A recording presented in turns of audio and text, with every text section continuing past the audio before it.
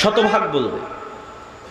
কেননা ইসলাম আসলে সর্বপ্রথম আপনারা যারা মাজলুম আছেন, অফিস আদালতে ঘুষ ছাড়া কাজ হয় না, টাকা ছাড়া চাকরি হয় না, বাংলাদেশের কোনো রাজনৈতিক দল এগুলো বন্ধ করতে পারবে না, গণতন্ত্র দিয়ে এগুলো বন্ধ করা সম্ভব নয়। একমাত্র ইসলামই পারবে আপনার যে ন্যায্য অধিকার আছে সেটি আপনাকে ফিরিয়ে দিতে। রাষ্ট্রের যত নাগরিক সুযোগ সুবিধা আছে সমানভাবে প্রত্যেক নাগরিককে সেই সুযোগ সুবিধা প্রদান করা মানে ইসলামের রাষ্ট্র প্রতিষ্ঠা করা, যেটি ওমর রাদিয়াল্লাহু তাআলা আনহু করেছিলেন। এটা ইসলামী রাষ্ট্রের সবচেয়ে ভালো দিক, কিন্তু সেটিকে আমাদের চোখের সামনে আনতে দেওয়া হয় না। এবং আলেম ওলামা, মসজিদ মাদ্রাসা, ইসলামী দল, ইসলামী সংগঠন তারাও এই বিষয়টার প্রতি ফোকাস করে না। কেন তারা এই বিষয়টার প্রতি ফোকাস করে না? আমার এই বক্তব্য নিয়ে কিছু সমালোচনাও হয়েছে। আমি সত্যবাদিতা এবং ন্যায়পরায়ণতা দ্বারা এইটি বলছি না যে ব্যক্তির মধ্যে তাওহীদ আছে কিন্তু সে সত্যবাদী নয়, ন্যায়পরায়ণ নয়, সে জান্নাতে যাবে না, এ কথা আমি বলছি না। যার অন্তরে তাওহীদ আছে, যে সালাত আদায় করে, সে যদি মিথ্যুক হয়, অন্যায়পরায়ণ হয় আর আল্লাহর কাছে ক্ষমা চেয়ে নেয়, মানুষের সাথে অন্যায় করে মানুষের কাছ থেকে ক্ষমা চেয়ে নেয়, মানুষ যদি ক্ষমা করে দেয় তো আল্লাহ সুবহানাহু ওয়া তাআলা তাকে জান্নাতে দিবেন। কিন্তু আমি যেটা বলতে চাচ্ছি সেটি হচ্ছে, সালাত যে ব্যক্তি আদায় করে, যার আকীদা বিশুদ্ধ কিন্তু তারপরেও সে সত্যবাদী নয়, সে তার প্রতিষ্ঠান, ইসলামী দল, সংগঠন, মসজিদ মাদ্রাসা, ব্যক্তি পরিবারে ন্যায়পরায়ণ নয়, তাকে আল্লাহ জান্নাতে দিলেও কোনোদিন রাষ্ট্র ক্ষমতা দিবেন না, রাষ্ট্র ক্ষমতায় যেতে পারবেন না, নেতা হতে পারবেন না। এই জন্য আল্লাহ সুবহানাহু তাআলা যত নবী রাসূল পাঠিয়েছেন সকল নবী রাসূলকে সত্যবাদী, ন্যায়পরায়ণ করে পাঠিয়েছেন। কেন? তাকে তো নেতা হতে হবে। আমার নবী মুহাম্মদ সাল্লাল্লাহু আলাইহি ওয়াসাল্লাম যদি আবু সুফিয়ানের সাথে কখনো মিথ্যা বলতেন, যদি আবু সুফিয়ান রাদিয়াল্লাহু তাআলা আনহুর প্রতি চুল পরিমাণ কোনো জুলম বা অন্যায় করতেন, তাহলে আবু সুফিয়ান রাদিয়াল্লাহু তাআলা আনহু তার নেতৃত্ব মেনে নিতেন না, আর আল্লাহর নবী নিজেও নেতৃত্ব প্রদানে অযোগ্য বলে বিবেচিত হতেন। তো আল্লাহর নবী শুধু মানুষকে ইসলামের সঠিক আকীদার, সালাতের দাওয়াত দেননি, তার ন্যায় নিষ্ঠা এত উঁচু পর্যায়ের ছিল যে তৎকালীন বিশ্বে কোনো রাষ্ট্রনেতা, কোনো কাফের মুশরিক ন্যায় নীতি নিষ্ঠায় আল্লাহর রাসূলকে পার করে চলে যাবে এরকম কেউ জন্ম হয়নি। ফলত সবার মাথা তার সামনে নত থাকত। মাথা নত থাকতো তার ইসলামের দাওয়াতের কারণে নয়, তার ব্যক্তিগত চরিত্রের কারণে। যে মানুষ মিথ্যা বলে না, কারো প্রতি অন্যায় করে না, তার সামনে যদি মাথা নত না থাকে তো কার সামনে মাথা নত থাকবে? আর আল্লাহ সুবহানাহু তাআলা যে পুরো পৃথিবী পরিচালনা করছেন, আল্লাহ কি বলেছেন? কুলিল্লাহুম্মা মালিকাল মুলকি তুতিল মুলকা মান তাশা। আল্লাহ হচ্ছে সকল রাজত্বের মালিক, যাকে ইচ্ছা তাকে ক্ষমতা দেন, আর যাকে ইচ্ছা তার কাছ থেকে ক্ষমতা নেন। এটা অনুবাদ নয়, অনুবাদ হচ্ছে যাকে ইচ্ছা তার কাছ থেকে ক্ষমতা ছিনিয়ে নেন। নাজা, গরম লোহার উপর যদি পশমের কোনো একটা কাপড় বসান, গরম লোহাকে যদি টানেন তাহলে পশমের কাপড়ের যেমন ছাল বাকলা ছিলে বেড়ে আসে, আল্লাহ এইভাবে রাষ্ট্র ক্ষমতা ছিনিয়ে নেয়। 36 দিনের আন্দোলন দেখেন কিভাবে আল্লাহ রাষ্ট্র ক্ষমতা একদম কেড়ে ছিনিয়ে নিয়ে একদম ধ্বংসের অতল গহ্বরে নিক্ষেপ করে দিলেন। আল্লাহ বলেছে আমি রাষ্ট্র ক্ষমতা ছিনিয়ে নেই। তাহলে আসল ক্ষমতা কার কাছে ছিল? আল্লাহর কাছে ছিল। আর শেখ হাসিনার কাছে ক্ষমতা ছিল অস্থায়ী, এখন যে এসেছে তার কাছেও অস্থায়ী, 50 বছর পর যে আসবে তার কাছেও অস্থায়ী, 1000 বছর পূর্বে যে এসেছিল তার কাছেও অস্থায়ী, কিয়ামত পর্যন্ত যারা আসবে তাদের কাছেও অস্থায়ী। তাহলে স্থায়ী ক্ষমতার মালিক কে? আল্লাহ। এখন আল্লাহ এই পুরো পৃথিবী পরিচালনা করেন নিপুণ নিখুঁত মানদণ্ডে। আল্লাহ মানুষকে চ্যালেঞ্জ করেছেন যে তোমরা আসমানের দিকে তাকাও, তোমরা কি আসমানে কোনো ত্রুটি দেখতে পাও আমার সৃষ্টিতে? আপনি নিজেকে নিয়ে গবেষণা করেন যে আপনার সৃষ্টিতে আল্লাহর কোনো ত্রুটি আছে কি না। নাক, হাত, পা, চোখ, মুখ এভাবে না রেখে অন্যভাবে রাখলে ভালো হতো। তো এই পুরো পৃথিবী আল্লাহ নিখুঁত নিপুণ মানদণ্ডে চালান। সূর্যের যেভাবে ওঠার কথা, চন্দ্রের যেভাবে ডুবার কথা, ফেরেশতাদের যেভাবে যান কবজ করার কথা, ফেরেশতাদের যেভাবে যান দেওয়ার কথা, নতুন বাচ্চা জন্মদানের কথা, যেখানে বৃষ্টি বর্ষণের কথা, যা যেভাবে আছে সেভাবে অত্যন্ত নিপুণ এবং নিখুঁতভাবে ন্যায়ের সাথে, সত্যবাদিতার সাথে পরিচালিত হয়। তাহলে আল্লাহ তার ক্ষমতা ব্যবহার করেন ন্যায়পরায়ণতার সাথে। এই জন্য আল্লাহ সবসময় নিজেকে কি বলেছেন কোরআনে দেখবেন, আল্লাহ সবসময় নিজেকে বলেছে আজিজুন হাকিম, আমি মহাপরাক্রমশালী তবে প্রজ্ঞাময়। দুটো একসাথে লাগানোর কারণ কি? আল্লাহ যদি বলতেন আমি শুধু মহাপরাক্রমশালী, তাহলে যাকে যা ইচ্ছা তখন তাকে তাই করে দিতাম। কিন্তু আমার ক্ষমতা আছে, কিন্তু আমি হাকিম, প্রজ্ঞাময়। এই জন্য যা করি ন্যায়ের সাথে করি, যা করি সত্যবাদিতার সাথে করি। তো এখন আপনি ইসলামের নামে, আল্লাহর নামে, আল্লাহর রাষ্ট্র ক্ষমতার অংশ আল্লাহর দয়ায় নেবেন। আল্লাহ আপনাকে দিবে রাষ্ট্র ক্ষমতা, কেননা স্থায়ী ক্ষমতার মালিক আল্লাহ। ইসলামের নামে নেবেন, আল্লাহর নামে নেবেন, আল্লাহ আপনাকে রাষ্ট্র ক্ষমতা দিবে। তো যেই আল্লাহ তার ক্ষমতা প্রয়োগ করতেছেন সত্যবাদিতার সাথে, ন্যায়পরায়ণতার সাথে, ওই দুটো গুণ যদি আপনার সাথে ম্যাচ না করে, খাপ না খায়, তাহলে আপনি আল্লাহর দয়ায় কোনোদিন আল্লাহর প্রদত্ত ক্ষমতা পাবেন না। এই জন্য আপনি যত মসজিদে যান, মাদ্রাসায় যান, ইসলামী দলে যান, ইসলামী সংগঠনে যান, যত বিভেদ আছে, যত গণ্ডগোল আছে, হানাফি কি, আহলে হাদিস কি, যত মত পার্থক্য আছে, এই মত পার্থক্যগুলোর মূলে মাসালা মাসাইল এবং আকিদার যতটা না ভূমিকা আছে। ধরেন দেওবন্দীদের সবার আকিদা এক, তারপরেও শত শত দলে বিভক্ত হয়ে আছে। এক মাদ্রাসা ভেঙে আর এক মাদ্রাসা তৈরি হয়েছে। আহলে হাদিসদের সবার আকিদা এক, তারপরে এক মাদ্রাসা ভেঙে আর এক মাদ্রাসা হয়েছে, এক দল ভেঙে আর এক দল হয়েছে। এই যে আকিদা এবং মাসালা এক হওয়ার পরও যে বিভেদগুলো, এই বিভেদগুলোর মধ্যে ঢুকেন, এই প্রত্যেকটা বিভেদের মধ্যে কারণ আপনি আকিদা মাসালা পাবেন না। কারণ হচ্ছে অন্যায়পরায়ণতা এবং মিথ্যা। হয় যিনি দলের নেতা আমির তিনি অন্যায়পরায়ণ অথবা মিথ্যার আশ্রয় নিয়েছেন, অথবা যারা কর্মী মামুর তার অধীনস্থ তারা অন্যায়পরায়ণ, মিথ্যার আশ্রয় নিয়েছে। মানুষের হক যথাযোগ্যভাবে বুঝিয়ে দিতে পারেনি, দায়িত্ব পালনে ন্যায়পরায়ণতা রক্ষা করতে পারেনি। তাহলে আমরা আমাদের এই ছোট ছোট প্রতিষ্ঠানে, ছোট ছোট গণ্ডির মধ্যে আমি ন্যায়ভাবে শাসন করতে পারছি না, সত্যবাদিতার সাথে শাসন করতে পারছি না, তাহলে আল্লাহ কিভাবে আমাকে বিশাল রাষ্ট্রের দায়িত্ব দিবেন? এটা অসম্ভব। এই জন্য আলহামদুলিল্লাহ, মাশাআল্লাহ, আপনাদের মধ্যে সঠিক আকীদা আছে, আমল আছে।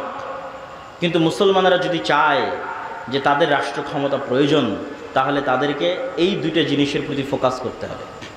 আপনি ন্যায়পরায়ণতাকে কখনোই এত হালকাভাবে নিয়েন না, কখনোই না। আপনি মনে করছেন না আমি তো ন্যায়পরায়ণ, আপনি আপনার স্ত্রীর সাথে ন্যায়পরায়ণ কিনা এই বিচারে কিয়ামতের মাঠে ফেসে যাবেন। বাদ দিলাম রাষ্ট্রের কথা, দোকানপাটের কথা, আপনার স্ত্রীর ন্যায্য পাওনা আপনি বুঝিয়ে দিয়েছেন কিনা সঠিকভাবে, এই বিচারে কিয়ামতের মাঠে ফেসে যাবেন। আপনি জানেন বড় বড় আলেম ওলামারা বিবাহ অনেকেই করেননি। কেন করেনি? এই ভয়ে করেনি যে তার স্ত্রীর হক, ন্যায্য হক সে বুঝিয়ে দিতে পারবে কিনা। মানুষের হক খুবই কঠিন, ন্যায়পরায়ণতা প্রতিষ্ঠা করা খুবই কঠিন জিনিস।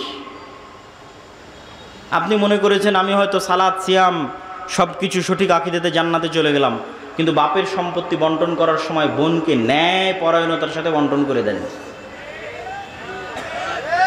মানে যেই জায়গায় দামি জমি সেখানে আপনি ভাগ নিয়েছেন, বোনকে দেননি।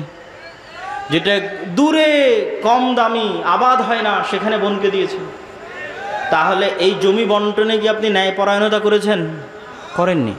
তাহলে আপনার মতো দুর্নীতিবাজ চোরকে আল্লাহ রাষ্ট্র ক্ষমতা দিবে আল্লাহর দয়ায়? অসম্ভব। আল্লাহর দয়ায় রাষ্ট্র ক্ষমতা পাবেন না। জোর করে মারামারি করে রাষ্ট্র ক্ষমতা সেটা ভিন্ন জিনিস। আমরা আলোচনা করছি ইসলাম রাষ্ট্র ক্ষমতায় যাবে কার দয়ায়? আল্লাহর দয়ায়। তো আল্লাহর দয়ায় ইসলাম যদি রাষ্ট্র ক্ষমতা যায়, তো মুসলমানদেরকে কি হতে হবে? মুখে বলতে হবে সত্য, কাজে হতে হবে ন্যায়পরায়ণ। পরিবারে, সমাজে, প্রতিষ্ঠানে, রাষ্ট্রে। এমনি দেশ চেঞ্জ হয়ে যাবে। একদিনে দেশ পরিবর্তন হওয়া সম্ভব, একদিনে। যারা রাষ্ট্র ক্ষমতায় আসে এরা অল্প সময়ের জন্য আসে, আর স্থায়ী থাকে কারা? ওই যে পুলিশ হাসিনার আমলে ছিল এখনও আছে, যে আর্মি হাসিনার আমলে ছিল সে এখনও আছে, সচিবালয়ে যে সচিব, ডিসি, ওসি হাসিনার আমলে ছিল বদলি হতে পারে, কিন্তু ওরাই আছে। এরা হচ্ছে রিটায়ার্ড না হওয়া পর্যন্ত এরা থাকবে।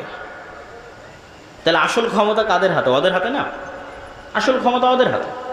তাহলে এই যে ওসি, ডিসি, এসপি, সচিব, এদের যদি ন্যূনতম মেরুদণ্ড সোজা হয় আর বলে যে আমরা অন্যায় করব না এবং সত্য বলবো, তো ক্ষমতায় যেই আসুক দেশ ভালো চলবে না মন্দ চলবে?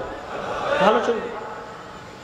কিন্তু তাদের সেই শক্ত মেরুদণ্ড নাই। আমরা ওই শক্ত মেরুদণ্ডওয়ালা প্রজন্ম তৈরি করতে পারিনি।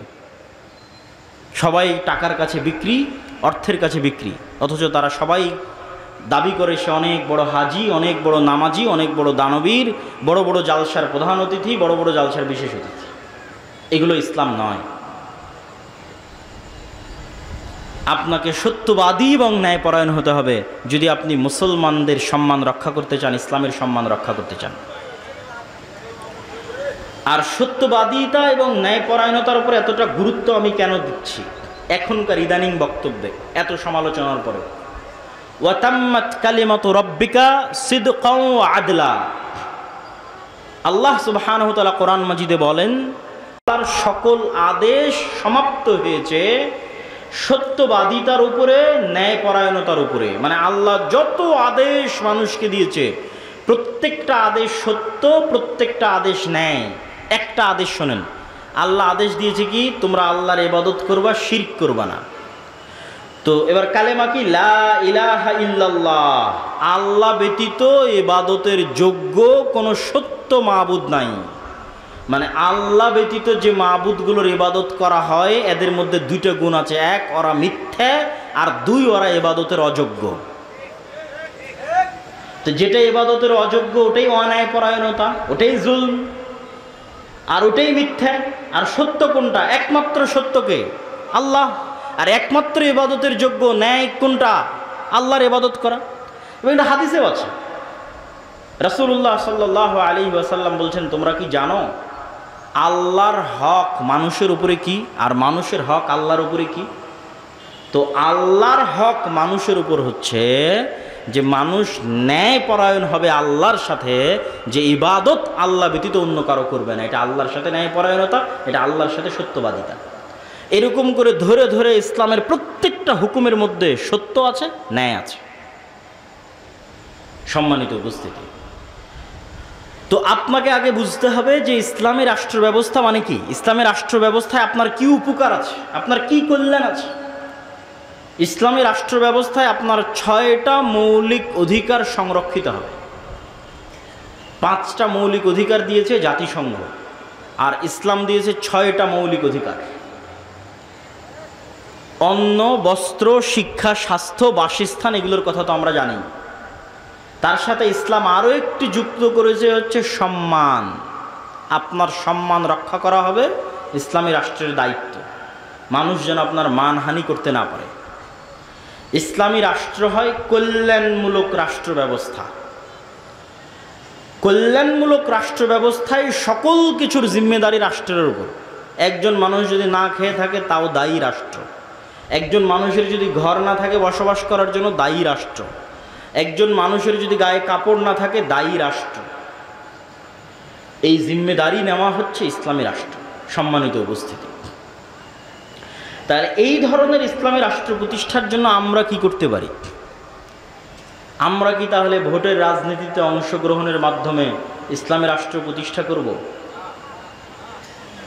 কেউ কেউ বলতে পারে হ্যাঁ, আমি তাদের সাথে দ্বিমত করছি বা তার বিরোধিতা করছি, এটা নয়।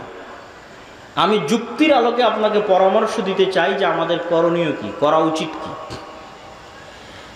1 নাম্বার করণীয়, এই রকম পরিস্থিতিতে, যেই পরিস্থিতিতে আমরা আছি, দাওয়াতি কাজ। আপনি বলবেন, আপনাদের কথা শুরু হলেই বলেন দাওয়াতি কাজ।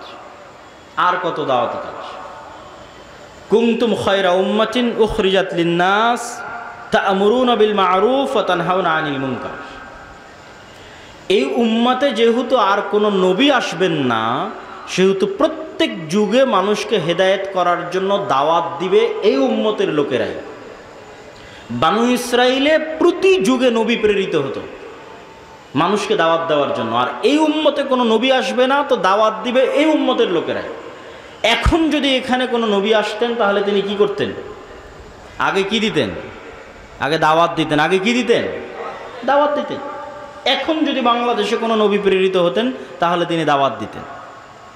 তো যেহেতু নবী প্রেরিত হবেন না, তো দাওয়াতি কাজ অতীতেও ছিল, আজও থাকবে, ভবিষ্যতেও থাকবে। দাওয়াতি কাজে আমরা সফল নই কেন? নবীদের মতো ইখলাস, নবীদের মতো হিকমা, নবীদের মতো সবর, নবীদের মতো কৌশল, নবীদের মতো ভদ্র এবং নম্র আচরণের মাধ্যমে আমরা দাওয়াত দিতে পারিনি। যেখানে মূসা আলাইহিস সালাতু ওয়াস সালামকে ফেরাউনের নিকটে দাওয়াত দিতে পাঠানো হয়েছে, তারপরে বলা হচ্ছে ভালো ভাষায় কথা বলবে, আর আমরা আমারই আর এক মুসলিম ভাইকে দাওয়াত দিতে গিয়ে বলতেছি তুই মুশরিক, তুই বেদাতি, তুই জাহান্নামী, তুই কাফের। তো তাহলে আমাদের দাওয়াতি স্ট্র্যাটেজির মধ্যে, পদ্ধতি কৌশলের মধ্যে ত্রুটি আছে। আমরা যত ইসলামী দল সংগঠন বলেন, আলেম ওলামা বলেন, রাষ্ট্রের টপ লেভেলে যদি কেউ দাওয়াত নিয়ে গিয়ে থাকে তাহলে নিজের স্বার্থের জন্য নিয়ে গেছে বেশিরভাগ। আমরাও নিজের স্বার্থের জন্য নিয়ে গেছি। স্বার্থ মানে কি বুঝতে পারছেন? স্বার্থ মানে যে আমার এই কাজটা আটকে আছে, এই কাজটা একটু করে দিতে হবে ভাইজান। ওসি, ডিসি, এসপি, মন্ত্রী সবার কাছে গেছি, ভাই আমার মাদ্রাসার এটা আটকে আছে, ভাই আমার এই দলের এটা আটকে আছে, ভাই আমার পত্রিকার এই সমস্যা হয়ে আছে, একটু কাজটা করে দেন। কেউই নিঃস্বার্থভাবে শুধু ইসলামের প্রতিনিধি হিসেবে তাকে ইসলামের দাওয়াত দিতে গেছে এরকম নাই। যে আপনি প্রধান উপদেষ্টা ডক্টর ইউনূস, আপনার কাছে আজকে কিছু চাইতে আসেন, আপনার কাছে দাওয়াত দিতে এসেছি যে এই হলো আল্লাহর দাওয়াত, এই হলো আল্লাহর নবীর দাওয়াত, এর মধ্যে আপনার কল্যাণ আছে। এরকম নিঃস্বার্থ দাওয়াত নিয়ে যাবে নাই। আর নবীগণ সব সময় রাষ্ট্রের টপ লেভেলে দাওয়াত নিয়ে গেছেন নিঃস্বার্থ।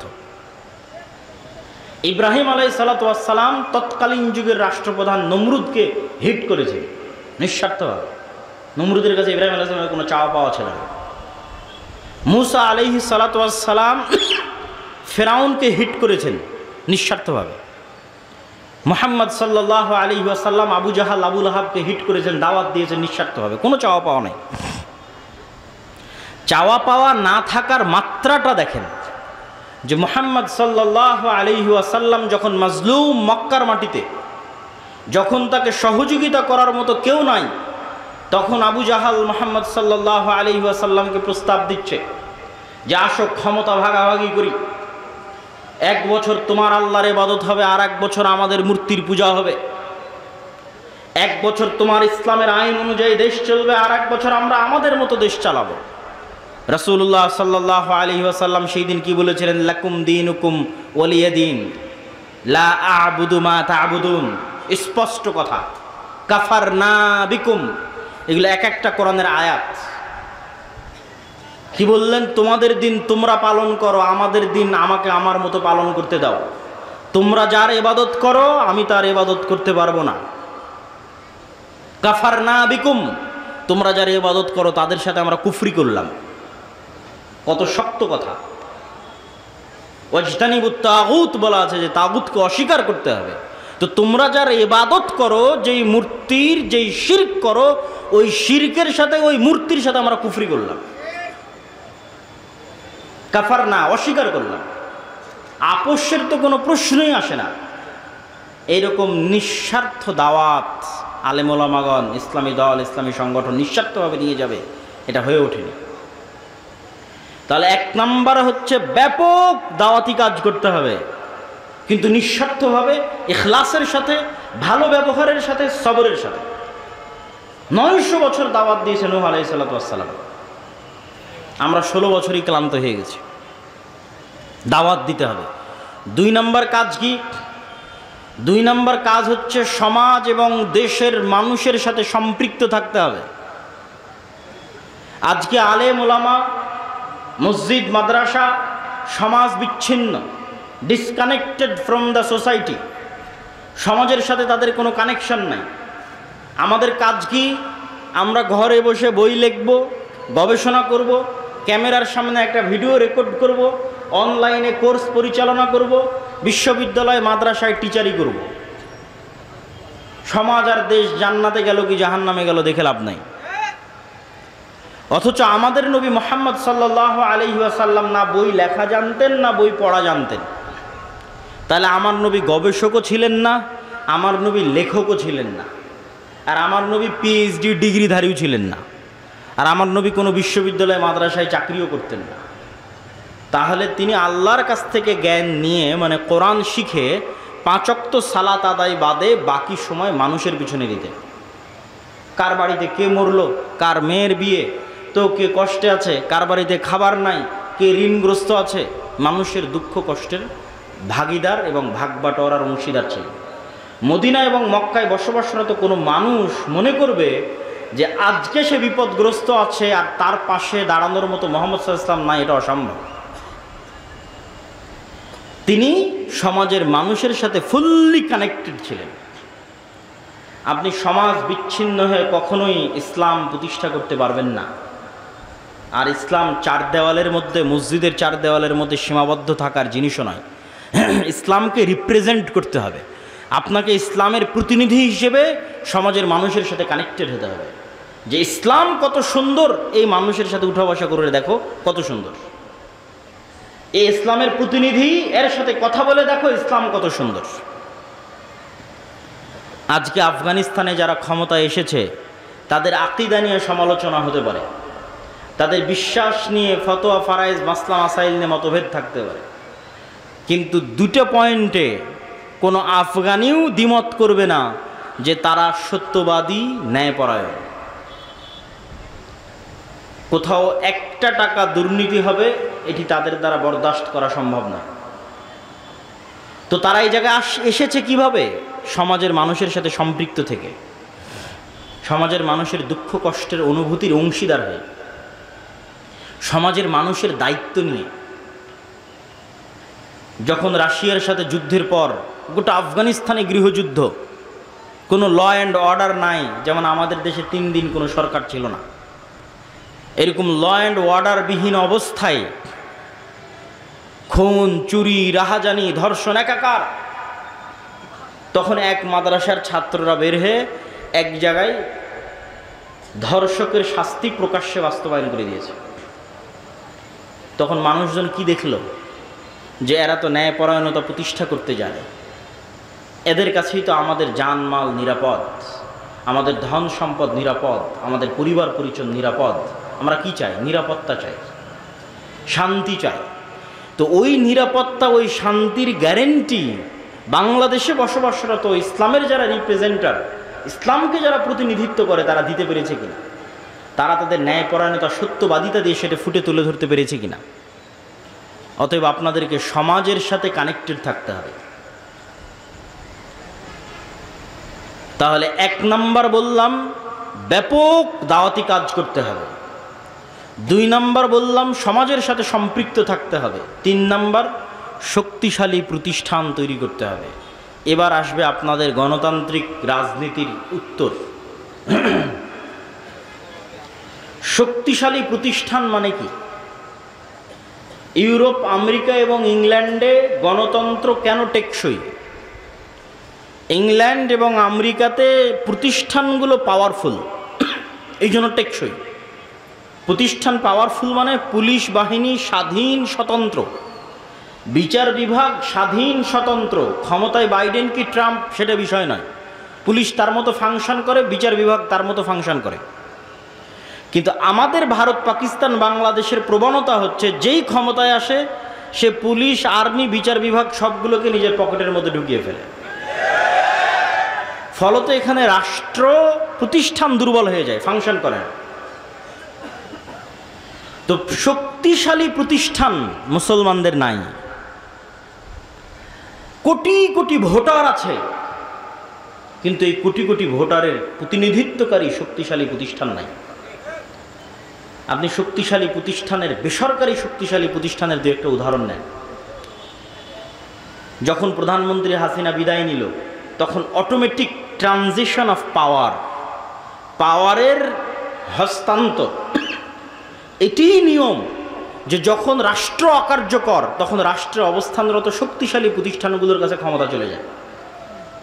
তো বাংলাদেশের সবচেয়ে শক্তিশালী প্রতিষ্ঠান হচ্ছে আর্মি।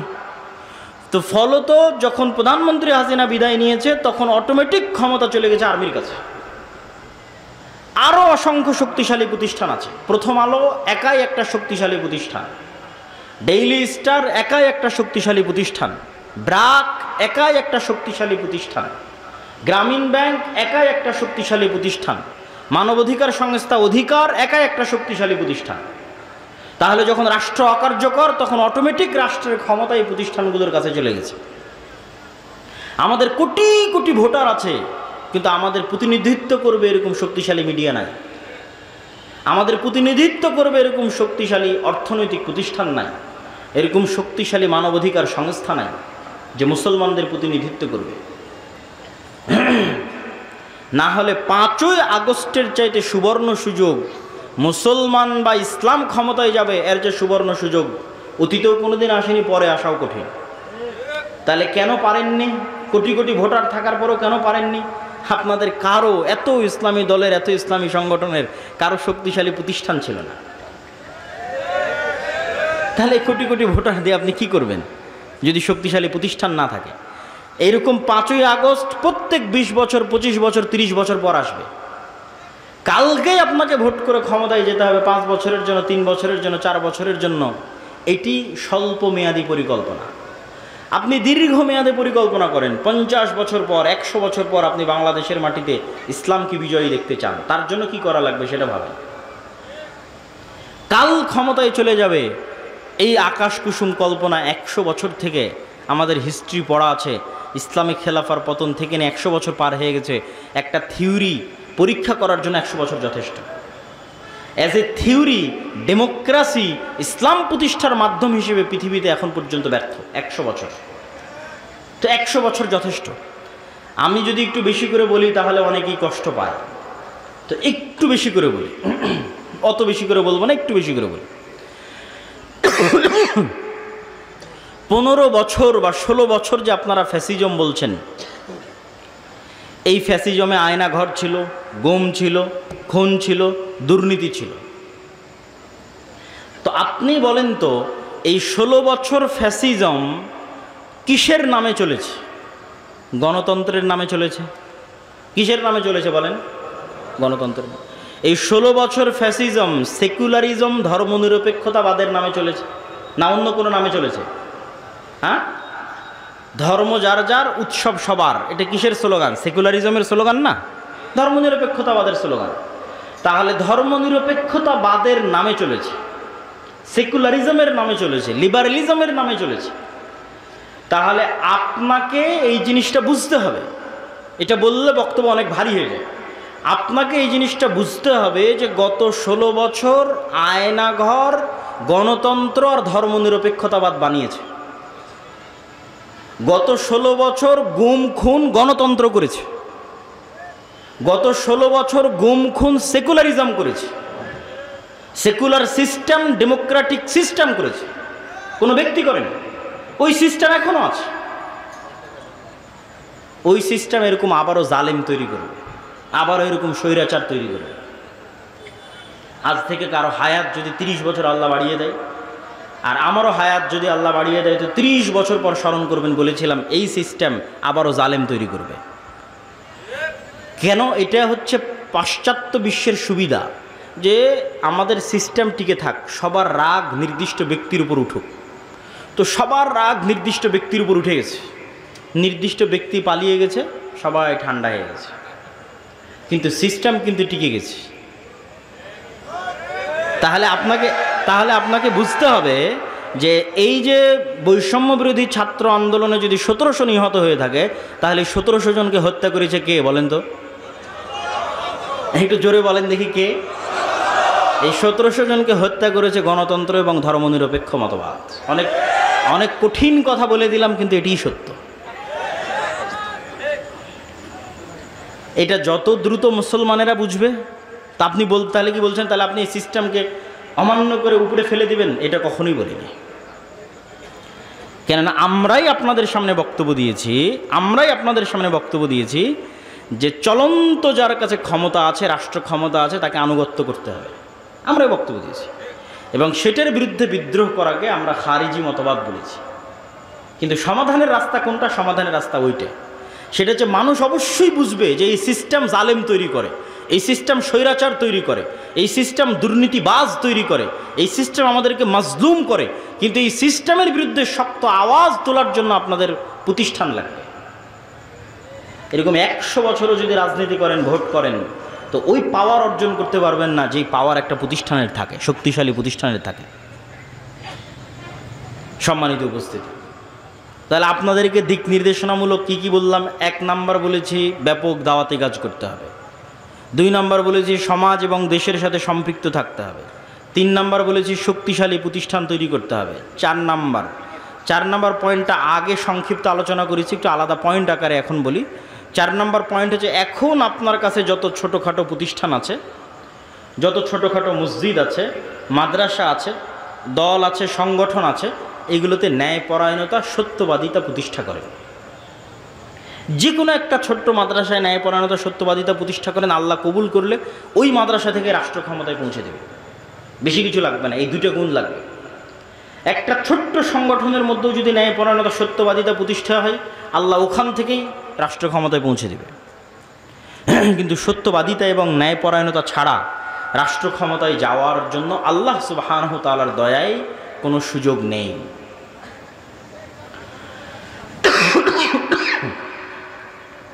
সম্মানিত উপস্থিতি, তাহলে আমরা আমাদের আলোচনার শেষের দিকে চলে আসি যে এই পরিবর্তিত পরিস্থিতিতে স্কুল, কলেজ, বিশ্ববিদ্যালয় সহ দেশব্যাপী যে দাওয়াতি কাজের পরিবেশ তৈরি হয়েছে, এই দাওয়াতি কাজের পরিবেশকে আল্লাহর পক্ষ থেকে নিয়ামত মনে করতে হবে, আল্লাহর পক্ষ থেকে দয়া মনে করতে হবে। আর এই ধরনের জালসা সম্মেলন কেন্দ্রিক দাওয়াতি কাজ থেকেও একটু বের হওয়ার চেষ্টা করতে হবে। জালসা সম্মেলন ভালো, কিন্তু জ্ঞান কেন্দ্রিক দাওয়াতি কাজ হচ্ছে টেকসই। আমার বহু বক্তব্যে আপনারা শুনেছেন, আমি বলেছি যদি জালসা করে জ্ঞান পৌঁছানো বেশি ভালো হতো, তাহলে ব্রাক শুধু জালসাই করে বেড়াতো, আর খ্রিস্টান মিশনারিরা শুধু জালসাই করত। তারা জালসা করে না, ছোট ছোট শিক্ষা প্রতিষ্ঠান তৈরি করে, জ্ঞানের যে রাস্তাগুলো, সিলেবাস কারিকুলামের যে রাস্তাগুলো, সেগুলোতে তারা অগ্রগামী, তারা সেগুলোর অন্তর্ভুক্ত হয়ে আছে। সম্মানিত উপস্থিতি, আল্লাহ সুবহানাহু ওয়া তাআলা আমাদেরকে এই যে সংক্ষিপ্ত বক্তব্য আপনাদের সামনে তুলে ধরলাম, এই সংক্ষিপ্ত বক্তব্য বুঝার এবং এই সংক্ষিপ্ত বক্তব্যের প্রতি আমল করার এবং দেশব্যাপী, পুরো পৃথিবীব্যাপী মুসলমানদের একটা বিপ্লব তৈরি করার তৌফিক দান করুক, আল্লাহুম্মা আমিন। আমি বক্তব্য লম্বা করতে চাচ্ছি না, অল্প কথায় যতটুকু তুলে ধরেছি ততটুকুর প্রতি যদি আপনারা আমল করেন, আপনারা মূল্যায়ন করেন, এতেই আল্লাহ সুবহানাহু ওয়া তাআলা বরকত দিবে। তো আমি আমার সংক্ষিপ্ত বক্তব্য এখানেই শেষ করছি। আমাদের বই পুস্তক